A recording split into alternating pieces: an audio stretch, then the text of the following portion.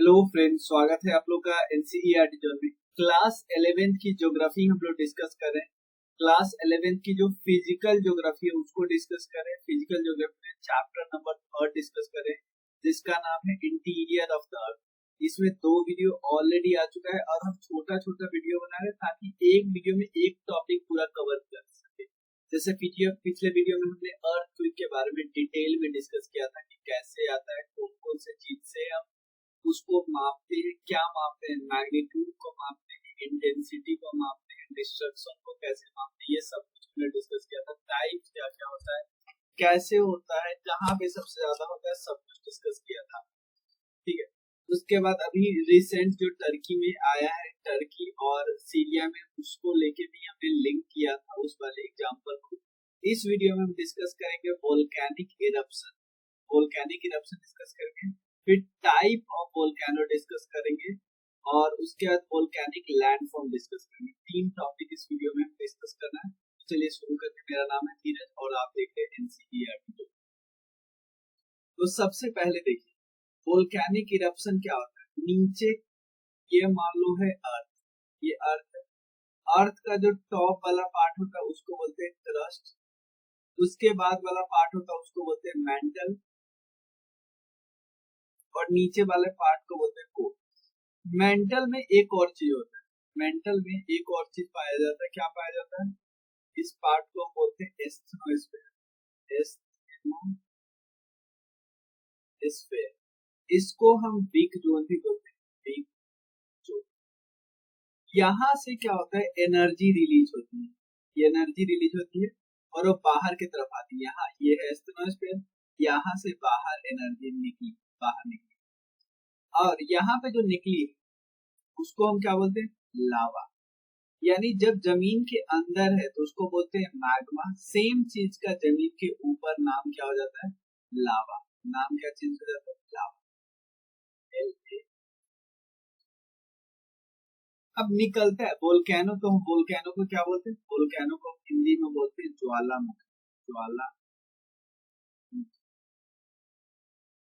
Simple मतलब हो गया कि वोल्केनो से, ज्वालामुखी से क्या क्या निकल सकता है, गैस निकलता है, राख निकलता है, गैस। उसके बाद मोल्टन रॉक मटेरियल, जिसकी बात हम यहाँ पे कर रहे हैं। तो यही मटेरियल सब जमीन पे बाहर आता है। एक और है, इसको हम बोलते हैं पाइरोक्लास्टिक डेब्रिस। ये भी बाहर आता है, पाइरोक्लास्टिक डेब्रिस। इसका मतलब है इन सब का जो मिक्सचर होता है वो होता है। अब क्वेश्चन उठता है, भाई कौन कौन से गैस आते हैं। कुछ गैस आते हैं जो मेजर मात्रा में होता है, कुछ गैस होता है जो कम मात्रा में होता है, इसको बोलते हैं माइनर मात्रा। मेजर मात्रा में जो गैस होता है वो 2 कंपाउंड होते हैं, या तो नाइट्रोजन या तो सल्फर। इन दोनों के कंपाउंड ये होते हैं मेजर मात्रा। माइनर मात्रा में कई कंपाउंड्स होते हैं, लाइक क्लोरीन, हाइड्रोजन और उसके बाद ऑर्गन। इन सब के कंपाउंड होते हैं जो कि कम मात्रा में। तो बेसिक बेसिक हमने डिस्कस कर लिया वोल्केनिक इरप्शन क्या होता है। ठीक है। अब हम वोल्केनिक इरप्शन के टाइप्स को डिस्कस करते हैं। टाइप्स को जैसे डिस्कस करते हैं तो 2 बेसिस है। एक है फ्रीक्वेंसी, फ्रीक्वेंसी का मतलब कितना जल्दी जल्दी आता है या ना आता है। और दूसरा क्या आता है, शेप के बेसिस पे और किस तरह के मटेरियल बाहर निकलते हैं उस बेसिस। पहला किस बेसिस पे, फ्रीक्वेंसी के बेसिस पे, भाई कैसे आता है, कितना फ्रीक्वेंट आता है, नहीं आता है।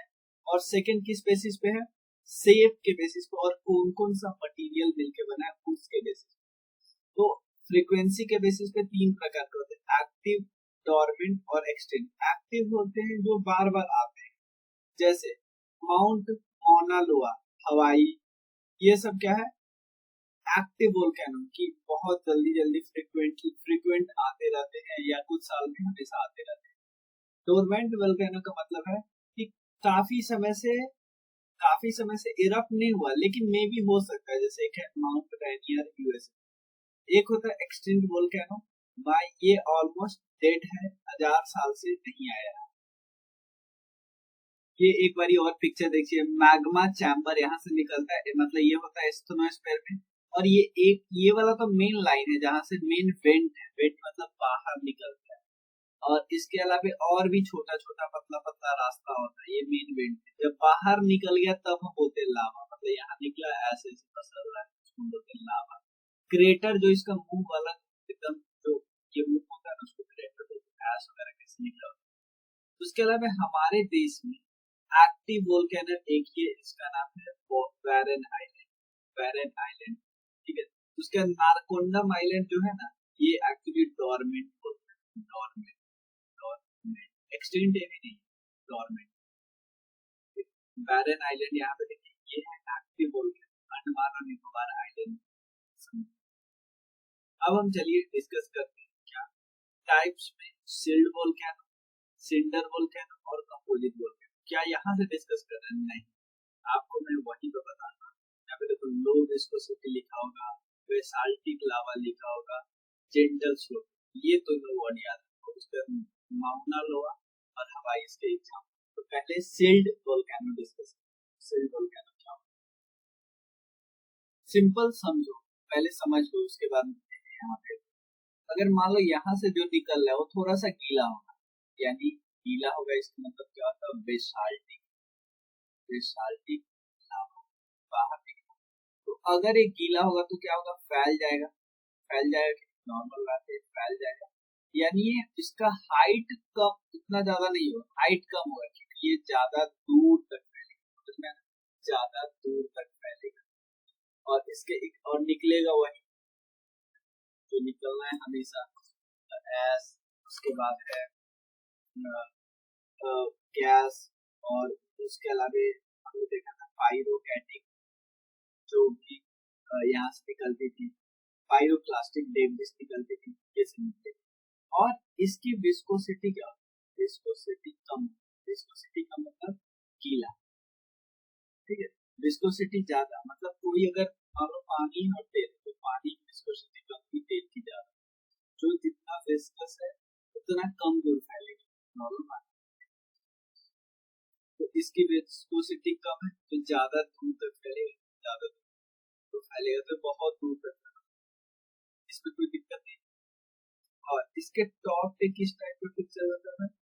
Cinder cone, cinder. अब बोलो ये क्या कभी एक्सप्लोसिव होता था या नॉर्मल बाहर निकलता? एक ही केस में एक्सप्लोसिव हो सकता है, अगर इसको एक्सप्लोसिव करना है यहाँ पे वाटर,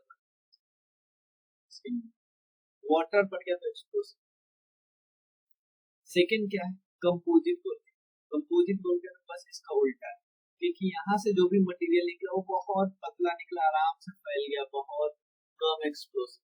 लेकिन यहाँ से जब निकल रहा था ना तो लेयर बना था, एक बार निकल गया बैठ गया, फिर कुछ समय बाद निकला, फिर यहाँ बैठ गया, कुछ समय बाद निकला, यहाँ बैठ गया, कुछ समय बाद यहाँ निकला। और इसका जो लावा फ्लो यहाँ से, तो ये आप layer by layer, layer by layer बनता हुआ। नेक्स्ट क्या है? कैल्डेरा। कैल्डेरा बात करें तो सबसे ज्यादा एक्सप्लोसिव होते हैं। सबसे ज्यादा एक्सप्लोसिव कैसे बोल सकते हैं? मान लो इतना तेजी से बाहर से निकला, इतना नीचे से इतना तेजी से निकला कि यहाँ का जो मटेरियल था सीधा सीधा फेंका जाएगा।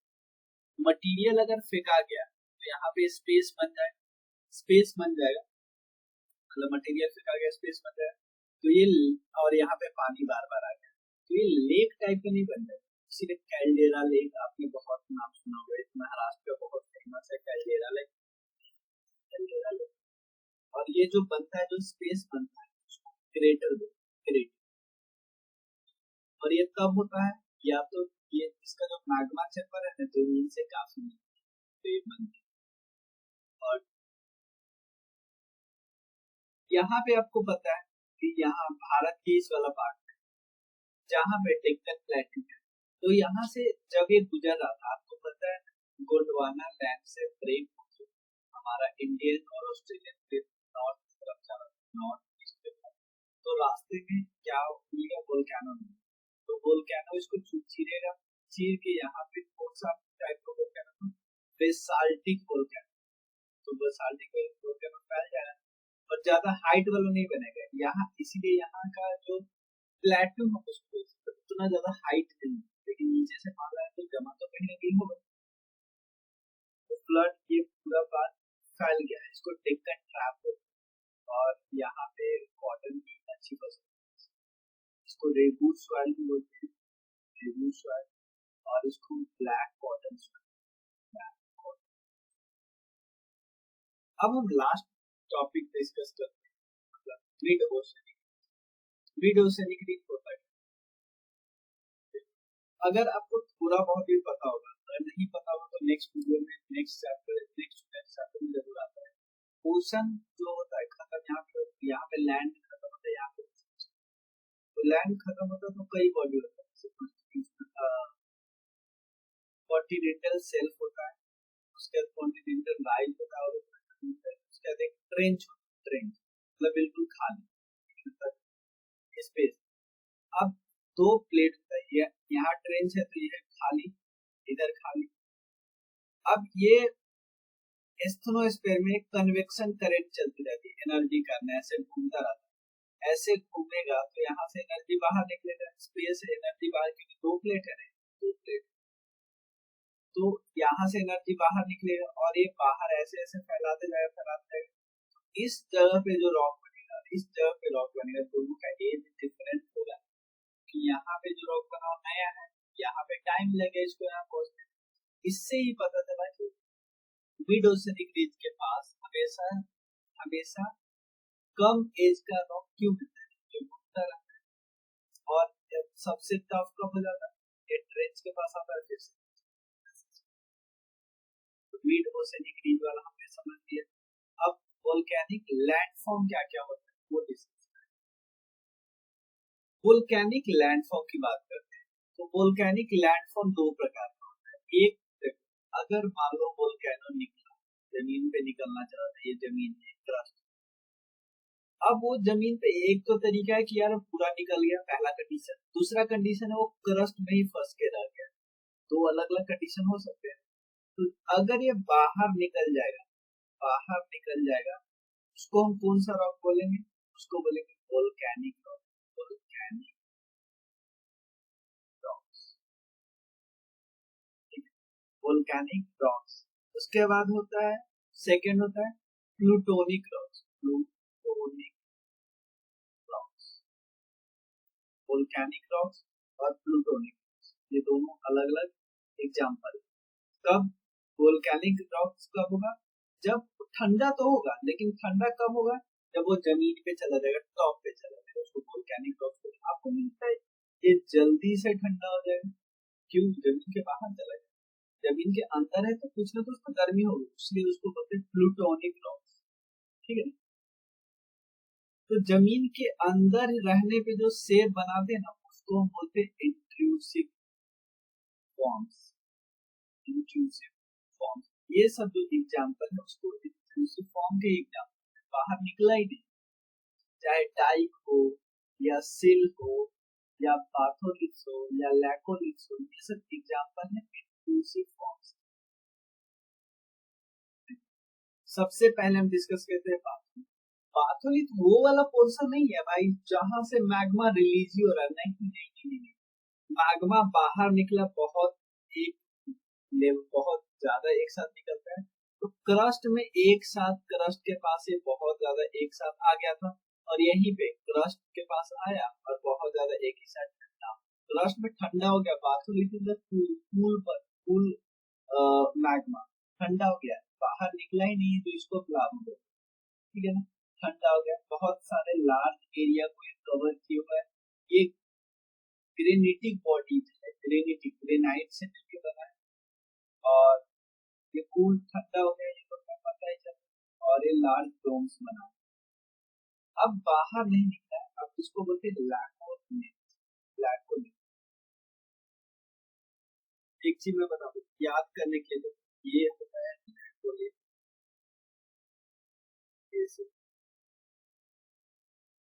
और यहाँ से इस तरह होता है लैकोलिथ, ये डोम है, ये होता है लोकोलिथ, इस तरह, ये दोनों अलग, ये लैको, लो, दोनों को मिलाकर तो फैक्ट, एक लोको, दोनों को मिला दो।